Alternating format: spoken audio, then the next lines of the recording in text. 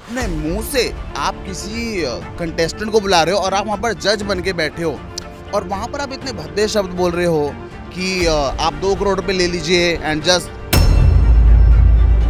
तूने अपनी माँ के अलावा किसी की देखी भी है एल बी, मैं तो वो बोल भी नहीं पाऊंगा। और फिर इमरान हाशमी सर का एक दौर है, वहाँ पर स्मूचिंग सीन चली, तनुश्री दत्ता का बैकलेस सीन पूरा दिन, फिर सनी लियोनी आई। तो फिल्मी पर्दे पर बोल्डनेस और रोमांस दिखाना आई थिंक वो तो सालों से चला आ रहा है, बट आप अपने मुंह से एक भद्दे शब्द बोल रहे हो, किसी के माँ बाप को टारगेट कर रहे हो, आप किसी के पर्सनल पार्ट्स को लेके टारगेट कर रहे हो, देन आप किसी को ऑफर कर रहे हो कि आप 2 करोड़ ले रहे हो and just do this.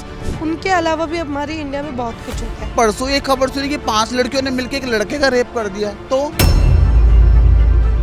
Ranveer पर वो टारगेट इसलिए हुआ बिकॉज मैंने उनके पॉडकास्ट बहुत सारे देखे हैं, आधा बॉलीवुड उनके पॉडकास्ट पर आ चुका है and he was always talking about spiritual things, be humble, be intellectual. तो लोगों के माइंड में एक इमेज बनी। अगर रणवीर रियल में वैसा है तो मैं सच बोलूं उनके मुंह से वो भाषा निकलती ही ना। तो यहाँ पर लोगों को गुस्सा क्यों आया? Dual personality. अगर मुझे उस चैनल से ऑफर आता कि आप आइए इंडियाज गॉट टैलेंट में और ऐसी भाषा का प्रयोग कीजिए, no sorry, I can't do, because मैं आर्टिस्ट हूँ और मुझे अपनी आर्टिस्ट से ही नाम कमाना है, पैसा कमाना है और लोगों का दिल जीतना है। Hey guys, it's me Ishan वसी and you guys are watching me at Bazooka, Create Buzz। Controversy आपको पता ना हो वो पूछना भी मेरा लगता है गलत है, क्योंकि उससे पहले आपके इंस्टा पे हम देख लेते हैं, आप स्टोरी भी डाल देते हो सारी चीज़ें। बट हाँ, ये एक ऐसा कंट्रोवर्सी था जहाँ पे समय रैना और रणवीर इलाहाबाद गया, जहाँ पर ये सारी चीज़ें हुई, कॉन्सेप्ट भी था, चीज़ें भी थी, बहुत कुछ हुआ। मैं आपसे आपका ओपिनियन जानना चाहूँगी, क्या लगता है? सी फ्रॉम माई साइड, मैंने बहुत अच्छे तरीके से वो एपिसोड देखा है, बहुत अच्छे से पूरी कंट्रोवर्सी को अच्छे से पढ़ा लिखा है और देखी भी है।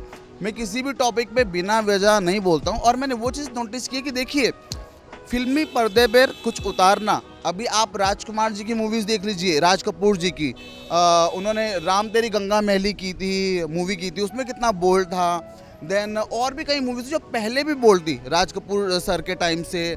और फिर इमरान हाशमी सर का एक दौर है, वहाँ पर स्मूचिंग सीन्स चली, तनुश्री दत्ता का बैकलेस सीन पूरा दिन, फिर सनी लियोनी आई। तो फिल्मी पर्दे पर बोल्डनेस और रोमांस दिखाना आई थिंक वो तो सालों से चला आ रहा है, बट आप अपने मुंह से एक भद्दे शब्द बोल रहे हो, किसी के माँ बाप को टारगेट कर रहे हो, आप किसी के पर्सनल पार्ट्स को लेके टारगेट कर रहे हो, देन आप किसी को ऑफर कर रहे हो कि आप 2 करोड़ ले रहे हो एंड जस्ट डू दिस। तो मुझे लगता है कि वो एक बहुत गलत मैसेज आता है एंड मुझे लगता है कि रणवीर पर वो टारगेट इसलिए हुआ बिकॉज मैंने उनके पॉडकास्ट बहुत सारे देखे हैं एंड आई थिंक आधा बॉलीवुड उनके पॉडकास्ट पर आ चुका है and he was always talking about spiritual things, be humble, be intellectual. तो लोगों के माइंड में एक इमेज बनी। वहीं अगर राखी सावंत होती तो उनसे वो एक्सपेक्टेशन ही नहीं है।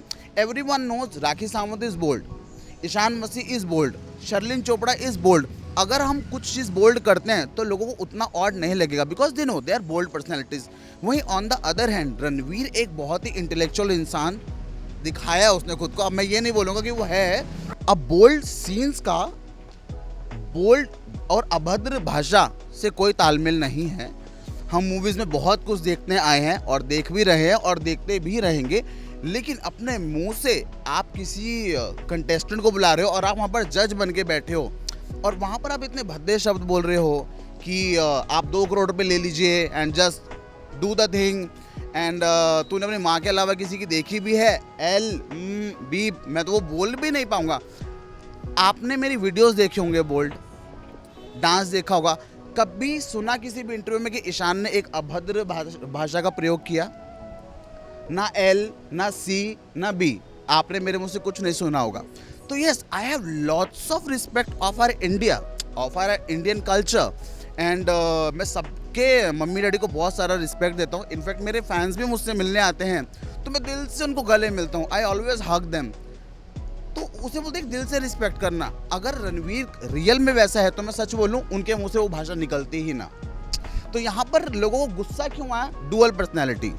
यहाँ पर आपकी डुअल पर्सनैलिटी देखने में आती है कि मतलब आप यहाँ तो वो हो, आप यहाँ वो हो। अगर मुझे उस चैनल से ऑफर आता कि आप आइए इंडियाज गॉट टैलेंट में और ऐसी भाषा का प्रयोग कीजिए, no sorry, I can't do, because मैं आर्टिस्ट हूँ और मुझे अपनी आर्टिस्ट से ही नाम कमाना है, पैसा कमाना है और लोगों का दिल जीतना है। बट वहीं पे जैसे ईशान आपने बहुत सही वर्ड बोला है, बट क्या एक गलती और किसी की मम्मी को जाके थ्रेट देना, क्लिनिक में जाना पेशेंट बन के, वो चीज़ गलत है, नो डाउट गलत है। आप उस इंसान को सज़ा दीजिए और उस इंसान से बात कीजिए। एक चीज़ का आप मुद्दा ना बनाएं कि आप एक इंसान को थ्रेट कॉल्स कर रहे हैं, तो मतलब इतना हैरेस मत कीजिए कि कोई इंसान मर ही जाए या फिर सुसाइड कर ले, बिकॉज अल्टीमेटली उनको भारत में जीना है, सोसाइटी में जीना है। तो आप उस एक पर्टिकुलर इंसान को लेके बात कीजिए, उस एक पर्टिकुलर इंसान को तंग कीजिए, या फिर जो भी सज़ा देनी है या फिर कुछ भी केस है तो आप उस एक पर्टिकुलर इंसान को कीजिए। सब लोग वो जो टारगेट कर रहे हैं वो चीज़ गलत है, और ये चीज़ बहुत सालों से होती आई है हमारे भारत में कि किसी एक इंसान को टारगेट कर दिया जाता है कि मतलब, और फिर सब लोग टूट पड़ते हैं उस एक इंसान पे। तो हाँ, वो चीज़ ऑफकोर्स गलत है।